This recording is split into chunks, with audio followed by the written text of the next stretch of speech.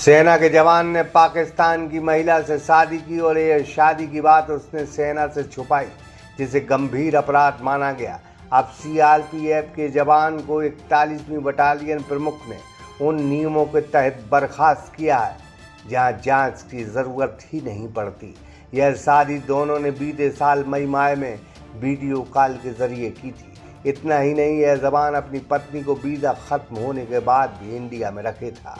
अटारी border का यह मामला इन दिनों बेहद सुर्खियों में है, जहां मुनीर अहमद, जो भारत की सीआरपीएफ में 41वीं बटालियन में पदस्थ है, उन्होंने बीते साल पाकिस्तान की रहने वाली मीनल खान से शादी की थी और यह बात सेना से छुपाई थी। सेना ने साफ कहा है कि मुनीर अहमद का पाकिस्तानी नागरिक से अपनी शादी को छुपाने और जानबूझकर उसके वीजा की वैधता से परे उसे शरण देने के कारण तत्काल प्रभाव से उसे सेवा से बर्खास्त किया जाता है।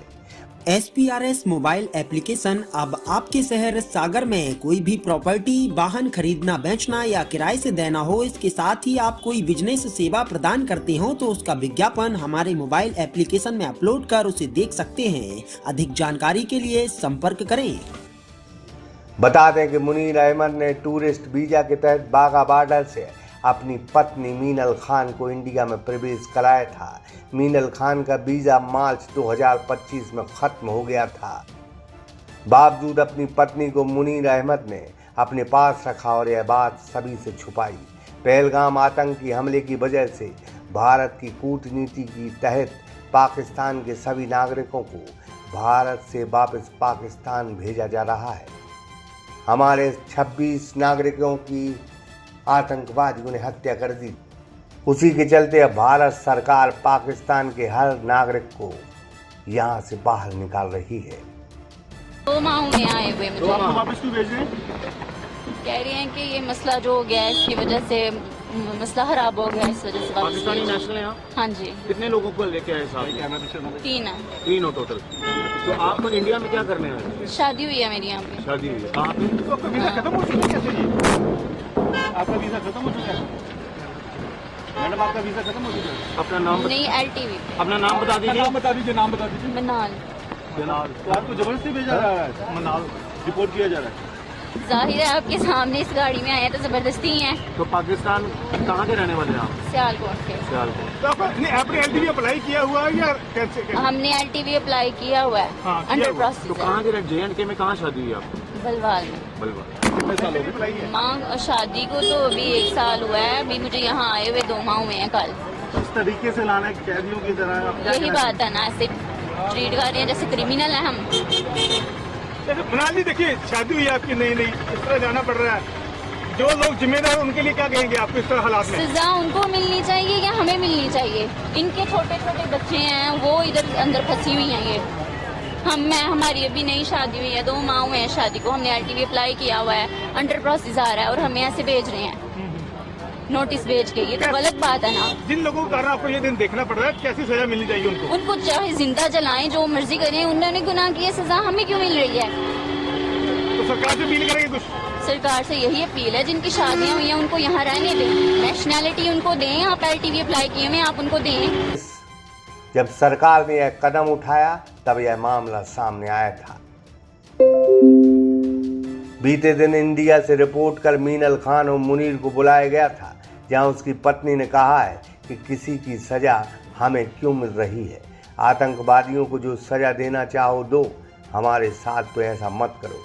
फिलहाल कोर्ट से 10 दिन की अंतिम राहत मीनल खान को मिली है। वह 10 दिन और इंडिया में रह सकती है, लेकिन फिलहाल मुनीर अहमद को सेना से बर्खास्त कर दिया है।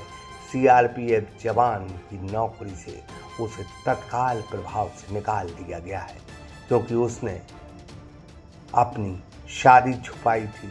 शादी ऐसी वैसी नहीं, उसने पाकिस्तान की महिला से शादी की थी और यह बात सेना और सभी से छुपाई थी। मांग यही है कि हमारी जिंदगी का सवाल है। हमारी शादी हुई है, ऐसे आप बच्चों से माँ दूर कर रहे हो, शोहर से बीवी को दूर कर रहे हो।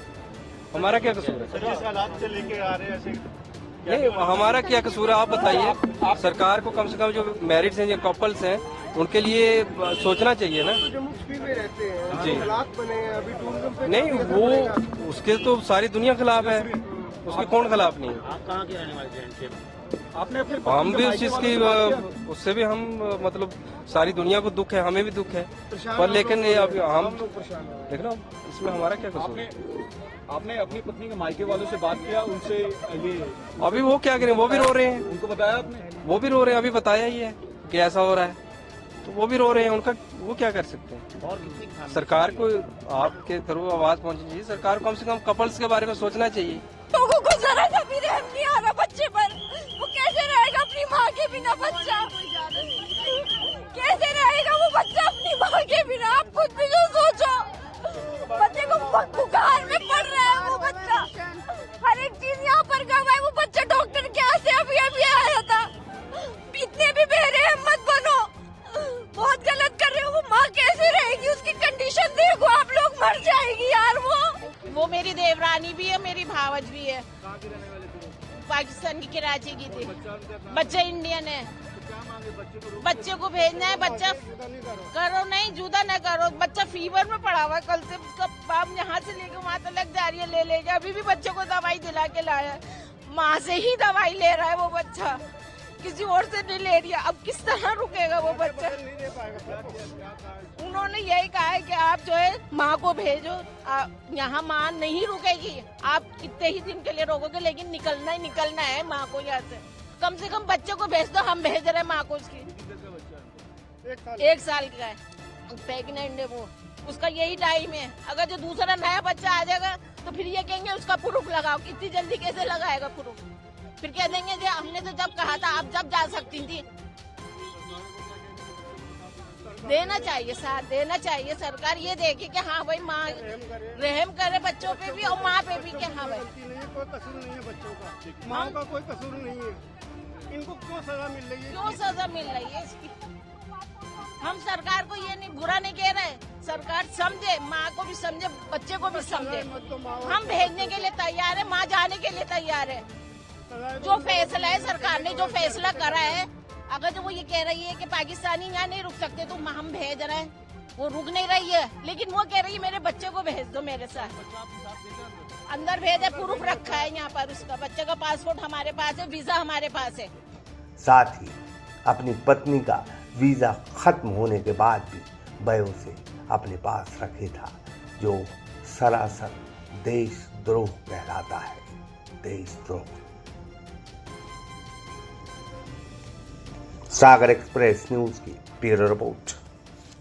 SPRS मोबाइल एप्लीकेशन अब आपके शहर सागर में कोई भी प्रॉपर्टी, वाहन खरीदना, बेचना या किराए से देना हो, इसके साथ ही आप कोई बिजनेस सेवा प्रदान करते हो तो उसका विज्ञापन हमारे मोबाइल एप्लीकेशन में अपलोड कर उसे देख सकते हैं। अधिक जानकारी के लिए संपर्क करें।